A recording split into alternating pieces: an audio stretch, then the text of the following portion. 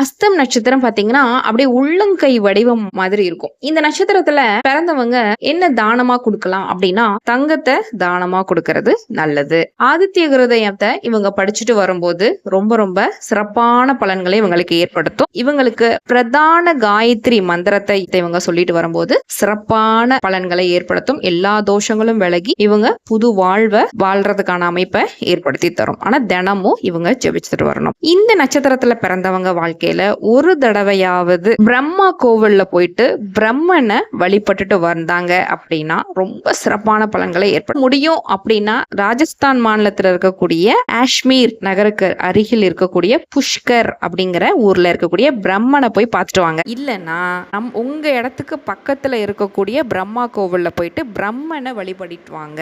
இல்ல பிரம்மனுக்கு உண்டான மந்திரங்களையும் காயத்ரி தேவிக்கு உண்டான மந்திரங்களையும் நீங்க ஜபித்துட்டு வரும்போது நிச்சயமா பரிபூர்ண பலன்களை நீங்க பெற முடியும்.